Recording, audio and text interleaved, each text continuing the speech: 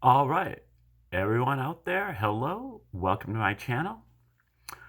We do educational videos over here, and today think this is our 87th video on the reciprocal system, and I know we're going through it pretty slowly, but we just kind of want to do detailed survey of his final book that is called Beyond Space and Time.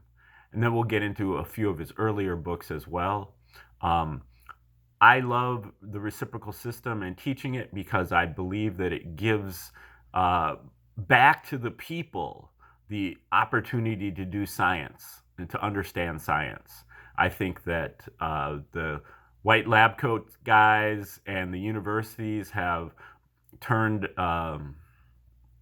science into some kind of wizardry where you have to go through this whole process to be able to even understand this, and you got to trust the science because you can't figure it out for yourself, you can't understand this for yourself. Well, Larson puts it back into our court, to be able to understand.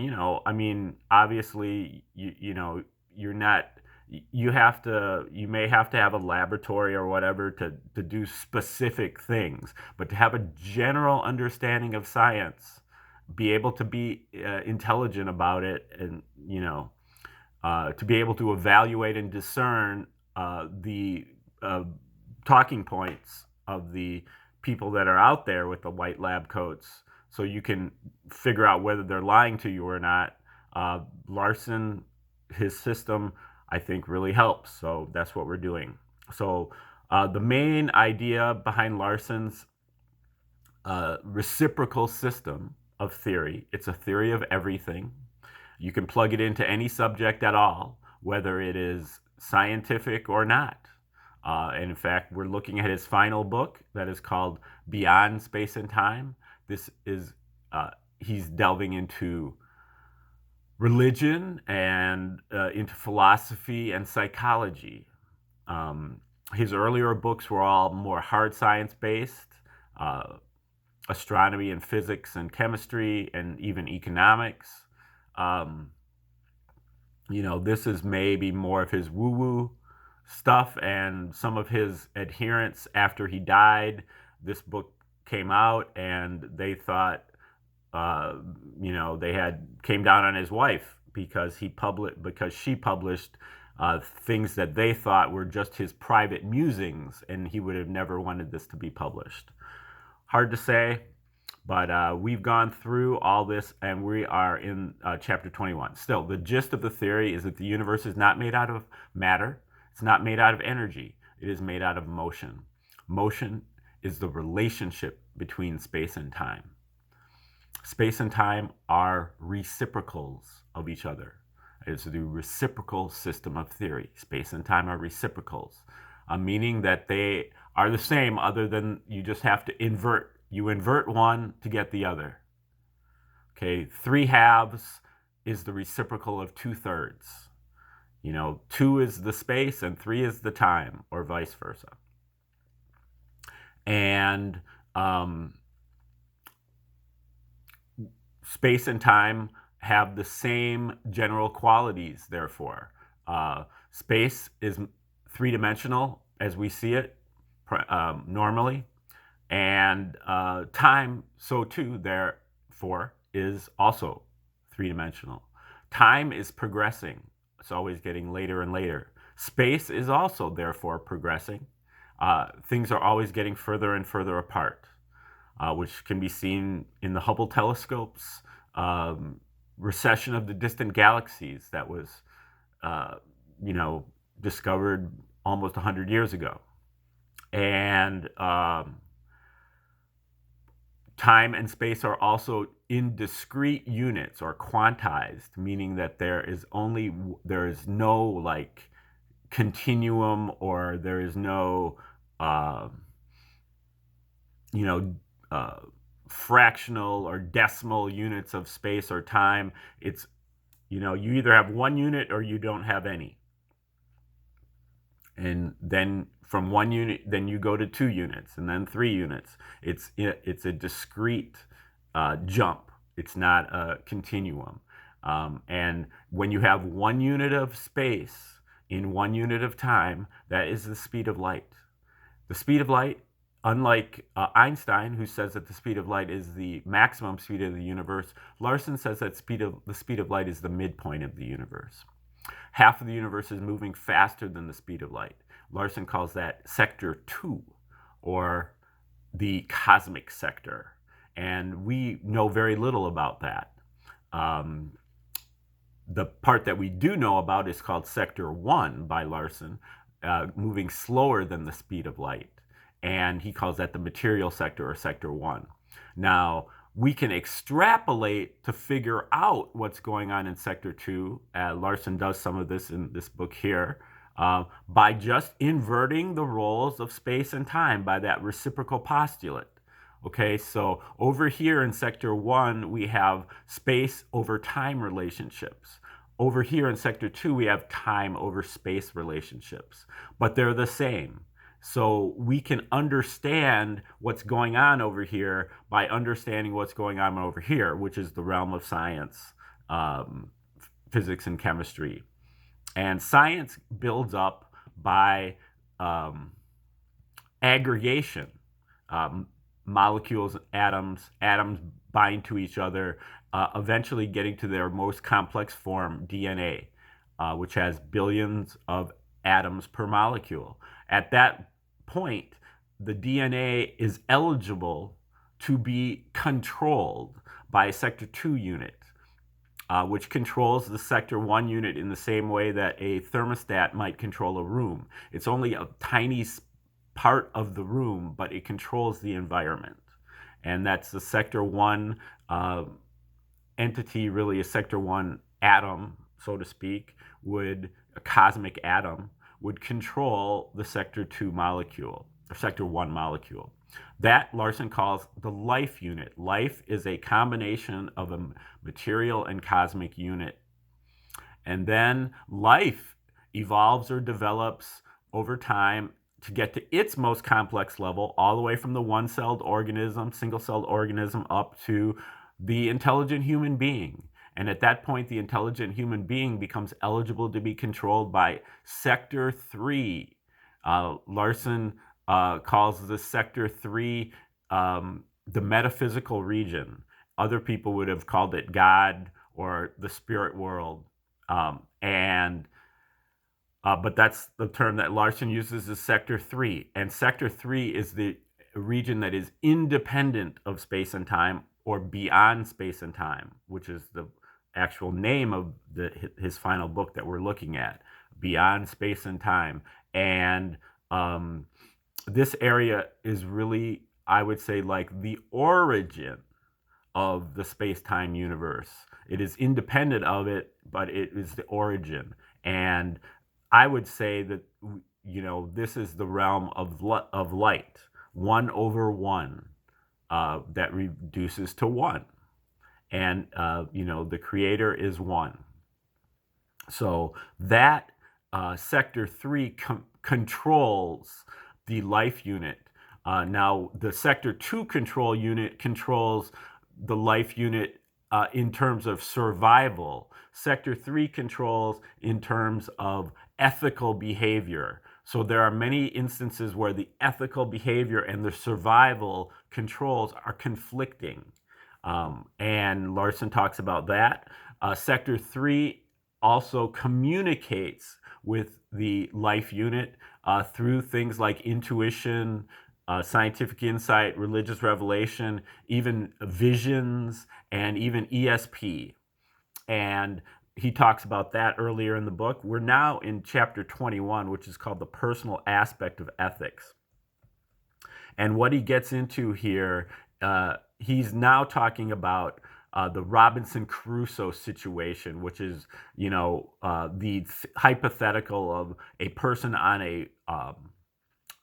an island, deserted island, and he's going over kind of the moral implications, because Larson was talking about how a person has a moral obligation to keep himself healthy and and safe and sheltered. Um, other other systems of you know morality would classify those things as being selfish. But Larson says that there's a lot of selfish behavior that is actually moral. Okay, so we're going to start right here. There is nothing in the moral code as it emerges from our analysis that would bar Crusoe from killing and eating the animals on the island. In fact, his primary obligation of survival requires that he eat some kind of biological organism. And our analysis shows that there is no basic difference between the status of animals and that of plants. I don't know where he got that analysis from. He doesn't really say. But observation indicates that animals do experience the sensation of pain, and Crusoe has an obligation to avoid inflicting unnecessary pain in the course of his food gathering activities. Fundamentally, this principle applies to our conduct toward other human beings.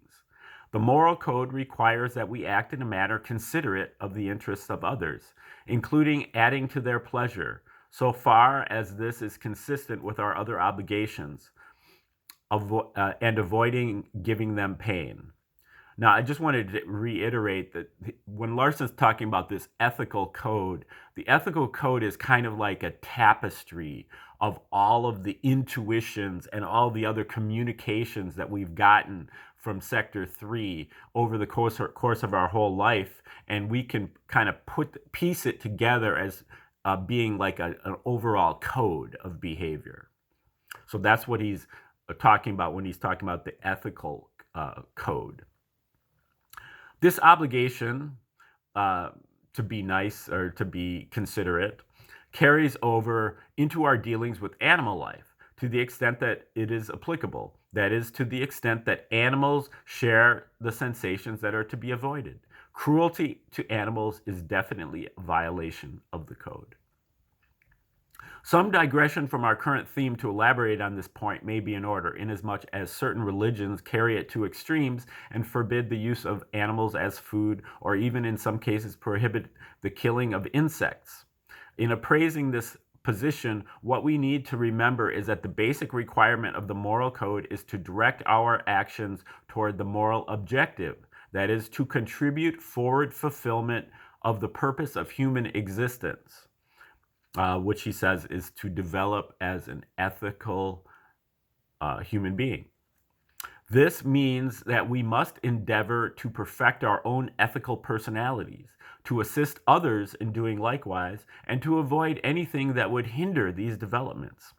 On this basis, taking the life of a human being without adequate justification of a moral nature is clearly a violation of the code, inasmuch as it eliminates all possibility of further ethical improvement of that individual.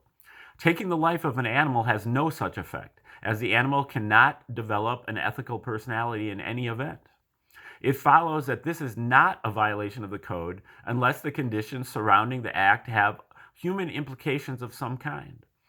We are therefore entitled to judge this act on the basis of non-moral considerations. In the usual case, these considerations will be economic. Cruelty, on the other hand, cannot be justified on any grounds. It is, by definition, unnecessary, and being contrary to the golden rule, it is a violation of the code under any circumstances. And many videos ago, I did talk and criticized Larson's application of the golden rule here. But that you might have to go back about 10 videos for that. Of course, animals cannot follow the golden rule since they are subject to a totally different law of survival, kill or be killed. Consequently, this rule is not applicable to relationships between man and animals, but ethical man must live up to his own standards, and the moral code is applicable to his actions, irrespective of the status of the others that are affected. Cruelty to animals is not wrong because what is done to the animal. That animal is entitled to nothing more than what he would get under the biological law that governs his own activities. It is wrong because what is done by man. Aside from considerations of this kind, morality has little application to the relations between Crusoe and animals in the wild state. But if any of these are domesticated, an entirely new element enters into the picture. There is now a contractual obligation. The animal provides certain services to Crusoe, and in return, Crusoe undertakes the responsibility of providing food, shelter, protection, etc. Any failure to meet these responsibilities is a violation of the code, even though there is no obligation at all to provide the same services to wild animals of the same species. If Crusoe now makes contact with another isolated individual on a neighboring island, a whole new set of moral considerations arises. Inasmuch as the basic moral obligation is to contribute toward the fulfillment of the purpose of human existence, Crusoe's obligations are no longer confined to maximizing his own personal contribution. Anything that he can do to increase the contribution made by his neighbor without a significant decrease in his own is likewise required of him. If his neighbor, Joe, let us call him, is in danger of starvation, Crusoe is morally obligated to supply food from his own stores, providing that this can be done without risking his own health. On the other hand, if Joe lives in a marginal existence without comforts and conveniences because he has exercised his privilege of economic choice and has chosen leisure rather than labor and the fruits of labor, Crusoe has no such sharing obligation. As pointed out earlier, there is a range of economic possibilities within which each man is free to make his own decisions without any moral implications one way or the other. In the case we are now considering, Joe has made one choice, Crusoe another. If each is acting rationally, each has elected the course that will give him the greatest overall economic satisfaction. Crusoe is not called upon to correct any unbalance, because no such unbalance exists. If he were to divert some of his own goods to Joe under the mistaken impression that he was morally required to do so, he would be creating an unbalance where none existed before. This situation remains the same if Joe makes his decisions on some ground other than his preference for leisure. If, for instance, the use of tools is prohibited by his religious beliefs, his productivity will suffer just as severely as if he limited his hours of work. Regardless of the reason which he assigns to it, his refusal to use tools is actually an economic decision.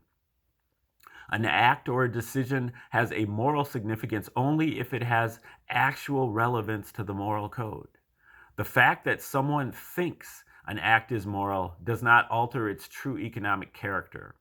Joe has simply chosen whatever satisfaction he may